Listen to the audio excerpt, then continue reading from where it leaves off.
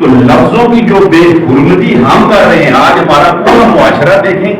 لفظوں کی بے حرمتی کا موجب بن رہا ہے کہ جس شخص میں جو خامی نہیں ہے اس میں وہ خامی پیدا کی جا رہی ہے، اور جس میں جو خوبی ہے اس کو گھٹایا جا رہا ہے یا بہت زیادہ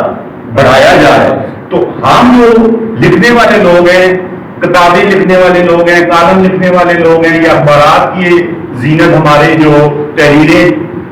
بنتی ہیں، ہمیں چاہیے کہ ہم اس چیز کے اوپر بھی فوکس کریں کہ لفظوں کی بے حرمتی نہ کی جائے۔ اب آپ دیکھیے ہمارا کچھ دنوں میں کوئی سیاسی تھوڑا سا اوپر نیچے ہوا تو ایک سیاسی بھی بعض اوقات وہ اتنی خوبیاں بتا دیتے ہیں، بندہ حیران رہتا ہے یہ بندہ ہے کو، یعنی ذہن کے کسی خانے میں وہ فٹ ہی نہیں ہو رہی ہوتی۔ کسی شخص کی ضرورت سے زیادہ تعریف کرنا بھی ظلم کے زمرے میں آتی ہے۔ آپ سمجھتے ہیں ظلم یہی ہے کہ چوری نکال دی، گردن کاٹ دی، یا کسی کی زمین ڈبا دی، وہ یہ بڑا ظالم آدمی ہے۔ یہی صرف ظلم نہیں ہے، ظلم یہ بھی ہے کہ ایک شخص میں ایک خوبی موجود نہیں ہے اور ہم اپنے لفظوں کے ذریعے اس میں وہ خوبی ڈال دیں کہ ہے ہی خوبی،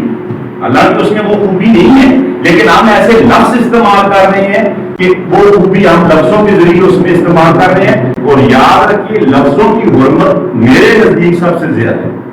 اللہ پاک نے اپنے نبی کو جب اپنے نبی تک اپنا پیغام پہنچایا تو لفظوں کے ذریعے پہنچایا۔ نبی کریم صلی اللہ علیہ وسلم نے آگے جو اپنا پیغام پہنچایا تو وہ بھی لفظوں کے ذریعے پہنچایا۔